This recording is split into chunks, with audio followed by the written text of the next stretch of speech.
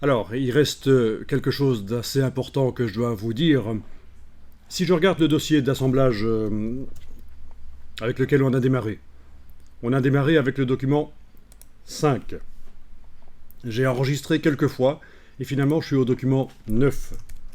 C'est bien ça, si je vais dans InDesign, je suis au document numéro 9 dans mon cas. Bien sûr, vous n'êtes pas obligé d'être au même numéro. Vous enregistrez à votre rythme sous un nom différent de temps en temps si vous voulez. Et dans le document de départ, ici, dans le dossier des liens, il y a 2 images et un texte lié. Et pourtant, dans notre document retravaillé, il y a plein d'autres images. Où sont-elles, ces images? Pourquoi ne sont-elles pas dans le dossier des liens, dans le dossier d'assemblage? Pourquoi sont-elles pas dans le dossier links, dans le dossier d'assemblage? Mais tout simplement parce que je les ai importées en faisant fichier importer, en allant les chercher là où elles sont, dans un dossier qui est en dehors du dossier d'assemblage sur le disque dur. Ça aurait pu être sur un serveur interne à l'entreprise, il y a des images, je vais les chercher là. En tout cas, voilà, il est possible dans InDesign d'aller chercher des images qui ne sont pas dans le dossier avec la source officielle, on va dire, des liens. Bon, il y a certaines images, je les ai également déplacées de la fenêtre du Finder, le gestionnaire de fichiers du Mac, j'ai déplacé, donc il n'y a pas que du fichier importé. En tout cas, voilà, vous avez compris le problème, c'est que si je veux transférer ce document vers un autre ordinateur, pour continuer le travail sur l'autre ordinateur, si je transfère uniquement ceci, il va manquer plein d'images. Il faut que je transfère aussi les images qui sont utilisées par le document 9, toutes les images des chevaux et des prairies. Alors comment faire? Est-ce que je dois essayer de repérer quelles sont les images que j'ai réellement utilisées dans le dossier prairie PSD et dans le dossier chevaux PSD et les mettre dans le dossier links? Ben non, on va pas s'ennuyer avec ça. Alors ici, je vous montre une petite astuce sur le Mac, parce que je vais aller vous montrer quand même où se trouvent les images qu'on a utilisées. Vous le savez, mais enfin un petit rappel n'est jamais mauvais. Ici, je fais une touche commande et je clique sur la barre de titre et ça me donne le chemin et je vais remonter d'un niveau sur le bureau là. Bon, c'est la même chose que si j'avais cliqué sur le bureau ici, en fait.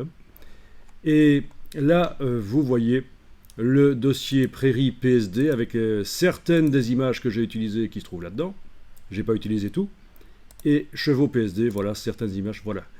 Donc, si je veux transférer ça vers un autre ordinateur, mon travail InDesign vers un autre ordinateur, il faut que je transfère mon dossier d'assemblage qui est là. Mais il faut surtout pas que j'oublie aussi de transférer ceci et ceci.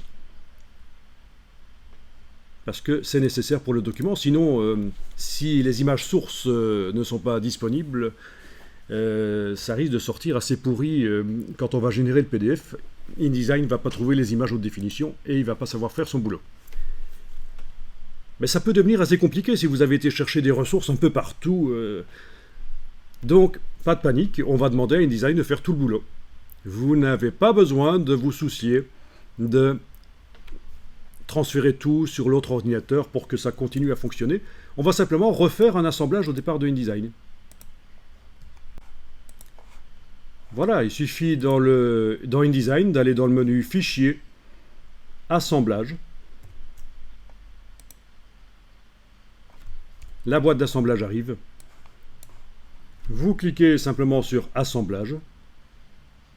Bon, au passage, il vous dit que il n'y a pas d'images qui ont été modifiées et pas mises à jour, il n'y a pas d'images manquantes. Et oui, actuellement, il trouve toutes les images. Je clique sur Assemblage. On a un panneau instruction qui arrive, c'est pour l'imprimeur. Vous cliquez sur Continuer, on s'en occupe pas. On a une boîte d'enregistrement du dossier d'assemblage. Je peux le renommer ici, mais je pourrais aussi le renommer quand il sera fabriqué. Où est-ce que je l'enregistre? Surtout, ne l'enregistrez pas dans le dossier d'assemblage dans lequel on a travaillé jusqu'à présent. On ne met pas un dossier d'assemblage dans un dossier d'assemblage. Non, on va remonter d'un niveau. Il faut absolument enregistrer dans ce cas-ci sur le bureau et ça va s'enregistrer à côté de l'ancien dossier d'assemblage. Alors je pourrais le renommer intelligemment ici. Donc c'était premier doc automatisation assemblage chevaux. C'est un peu long en fait, hein. Ça devient un peu long. Et je vais indiquer ici que c'est la version 2, VS2. Comme ça, je vais pouvoir différencier par rapport à l'autre. Je sais que c'est la même chose, sauf qu'il y en a un qui est plus évolué que l'autre, plus récent. Toutes les options ici, ben, vous ne commencez pas à cocher ou décocher, vous gardez ça comme ça. Vous cliquez sur Assemblage. Un petit message sur l'utilisation des polices de caractère et les droits liés à ça. Vous cliquez sur OK. Ça indique qu'il y a du texte en excès sur la page 24. Oui. OK.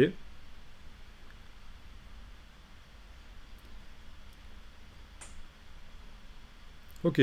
Ça met un petit message qui dit que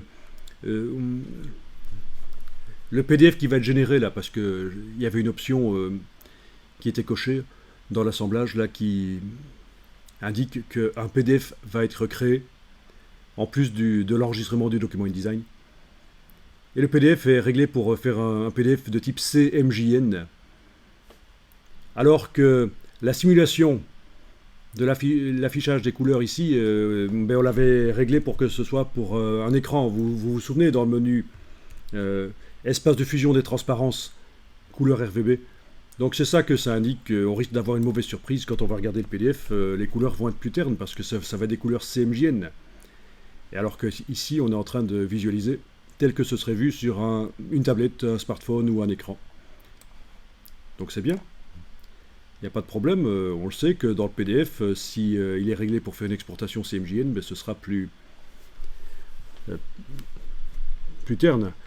Comment est-ce qu'on fait pour régler un PDF pour qu'il fasse une exportation RVB? Un PDF qui sera lu sur un écran par exemple, ben, c'est un peu du InDesign avancé, donc je ne vous explique pas ça ici. C'est pas très important. À ce stade-ci. Évidemment, c'est important pour devenir un pro de la mise en page et du magazine interactif, etc.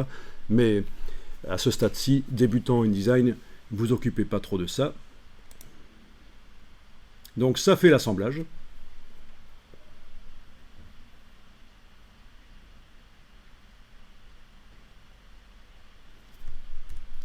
C'est fait. Je peux fermer le document.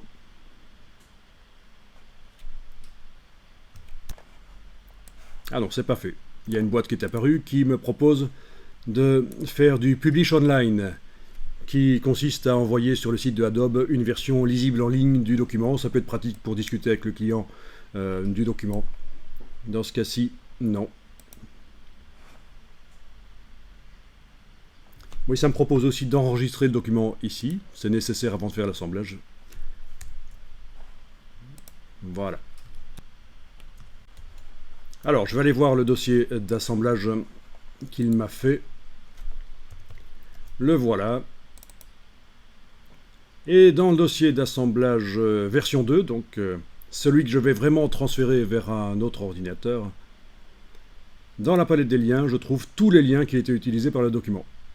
Donc tout se trouve là. Tout ce qui est nécessaire à faire fonctionner le document InDesign est dans la palette des liens. Ça veut dire que j'ai plus à me soucier du dossier chevaux PSD et du dossier prairie PSD.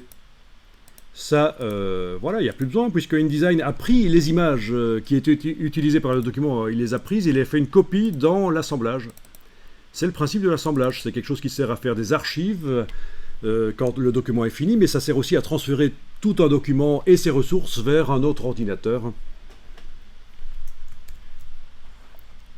Parfait, c'est ça que je dois transférer. Éventuellement, je peux, pour faciliter le transfert ou pour le mettre sur un Dropbox ou quoi, faire un clic droit et compresser, et c'est le zip que je vais transférer. Ça aura même l'avantage d'être plus léger parce que bon, j'ai quand même 308 mégas ici le dossier d'assemblage, et le zip, il est en train de le faire, voilà.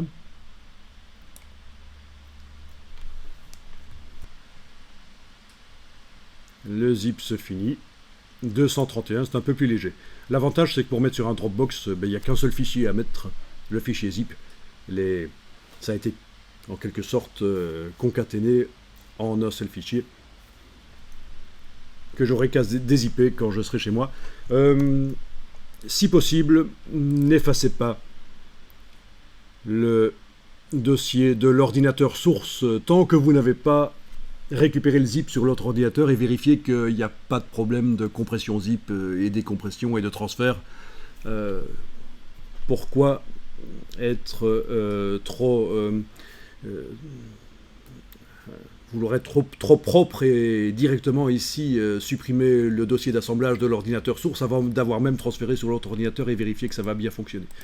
Mais ça, c'est vraiment le b.a.-ba de la prudence en matière d'informatique.